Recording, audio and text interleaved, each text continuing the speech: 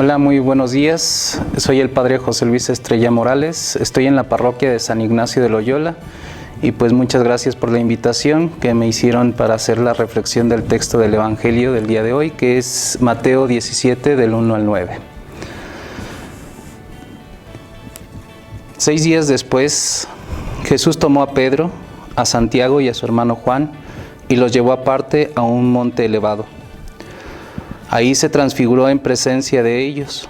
Su rostro resplandecía como el sol y sus vestiduras se volvieron blancas como la luz. De pronto se les aparecieron Moisés y Elías, hablando con Jesús. Pedro dijo a Jesús: Señor, qué bien estamos aquí. Si quieres, levantaré aquí mismo tres tiendas, una para ti, otra para Moisés y otra para Elías. Todavía estaba hablando cuando una nube luminosa los cubrió con su sombra y se oyó una voz que decía desde la nube: Este es mi Hijo muy querido, en quien tengo puesta mi predilección. Escúchenlo. Al oír esto, los discípulos cayeron con el rostro en tierra, llenos de temor. Jesús se acercó a ellos y tocándolos les dijo: Levántense, no tengan miedo. Cuando alzaron los ojos, no vieron a nadie más que a Jesús solo. Mientras bajaban del monte, Jesús les ordenó: No hablen a nadie de esta visión hasta que el Hijo del Hombre resucite de entre los muertos. Palabra del Señor. Bien, pues hoy vamos a reflexionar sobre la transfiguración. Y este texto del Evangelio nos muestra el trastorno que vivían los discípulos, sobre todo la de Pedro. Ellos tenían los pies en medio de los pobres, pero la cabeza estaba perdida en una ideología dominante de esa época. Esperaban a un rey glorioso. La cruz era impedimento para creer en Jesús. La transfiguración, donde Jesús aparece glorioso en lo alto de la montaña, era una ayuda para que ellos pudiesen superar el trauma de la cruz y descubrir en Jesús el verdadero Mesías. Pero aún así, muchos años después, cuando la buena nueva ya estaba difundida por Asia Menor y por Grecia, la cruz seguía siendo un gran impedimento para los judíos y para que los paganos aceptaran a Jesús como el Mesías.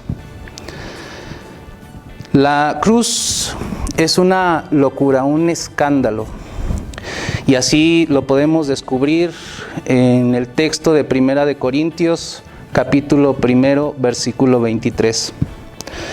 Uno de los mayores esfuerzos de los primeros cristianos consistió en ayudar a las personas a que percibiesen que la cruz no era un escándalo ni una locura, sino la expresión más preciosa del poder y la sabiduría de Dios nuestro Señor.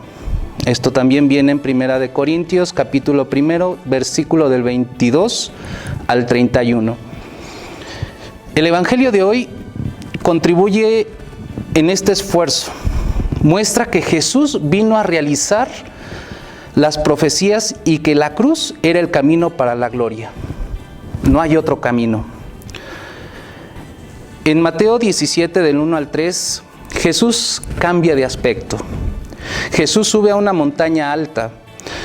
En el Evangelio de Lucas añade que subió ahí para rezar. En Lucas capítulo 9, versículo 28. Ahí, encima, Jesús aparece en la gloria ante Pedro, Santiago y Juan. Junto con Jesús aparecen Moisés y Elías. La montaña alta evoca el monte Sinaí, donde en el pasado Dios había manifestado su voluntad al pueblo, entregando las tablas de la ley. Los vestidos blancos recuerda a Moisés, que quedó fulgurante cuando conversaba con Dios en la montaña y de él recibía la ley. Elías y Moisés, las dos mayores autoridades del Antiguo Testamento que conversaban con nuestro Señor Jesucristo, Moisés representa la ley y Elías la profecía. Aquí vemos esta conversación que fue sobre el Éxodo y que representa lo de nuestro Señor Jesucristo, de la muerte a la vida. Así queda claro que el Antiguo Testamento, tanto la ley como los profetas, enseñan que para el Mesías es el camino que nosotros también debemos de seguir y que tenemos que pasar por la cruz. En San Pedro le gusta esta realidad, pero todavía no acaba de comprender. Tiene que asegurarse y en ese momento agradable en la montaña se ofrece para construir 3 tiendas. Pedro tenía miedo, sin saber lo que estaba diciendo. En el Evangelio de Lucas añade que los discípulos tenían sueño. Ellos son como nosotros, tienen dificultad para entender la cruz. En el versículo del 5 al 8, esa voz que sale de la nube, la voz del cielo, es la que nos aclara estos hechos. Cuando Jesús es envuelto en la gloria, una voz del cielo dice: este es mi Hijo amado en quien me complazco, escúchenle. La expresión Hijo amado evoca la figura del Mesías siervo, anunciado por el profeta Isaías. Lo podemos ver en el capítulo 42, versículo 1. La expresión escúchenle evoca la profecía que prometía la llegada del nuevo Moisés. En Jesús, las profecías del Antiguo Testamento se están realizando. Los discípulos no pueden dubitar.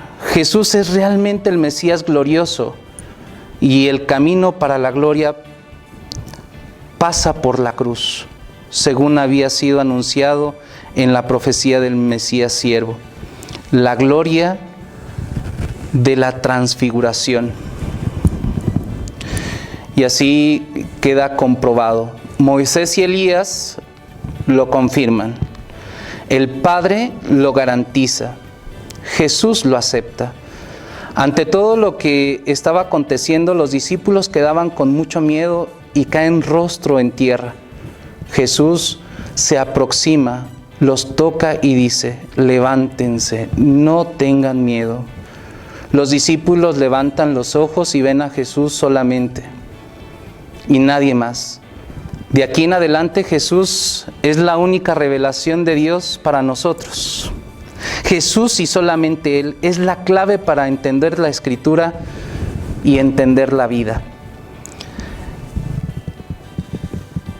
Nuestro Señor Jesucristo le pide a sus discípulos guardar silencio, que no le dijeran a nadie hasta que Él resucitara de entre los muertos. Jesús dice que ellos no sabían lo que significaba resurrección de los muertos. De hecho, no entienden el significado de la cruz, que no enlaza el sufrimiento con la resurrección. La cruz de Jesús es la prueba de que la vida es más fuerte que la muerte. La comprensión total del seguimiento de Jesús no se obtiene por medio de la instrucción teórica, pero sí por el compromiso práctico, caminando con Él por el camino del servicio, desde Galilea hasta Jerusalén. Por eso, hermanos, tenemos que hacernos las preguntas obligatorias. ¿Tu fe en nuestro Señor Jesucristo te ha proporcionado algunos momentos de transfiguración y de intensa alegría? Estos momentos, ¿cómo te han dado fuerza en la hora de las dificultades, en la hora de los sufrimientos? ¿Cómo transfigurar hoy, tanto en la vida personal, en la vida familiar, como en la vida comunitaria, en nuestro vecindario, en nuestras parroquias, en nuestras comunidades parroquiales, tenemos que dar respuesta y darnos cuenta que la victoria tenemos que también caminar junto con nuestro Señor Jesucristo. Que así sea y que así lo vivamos.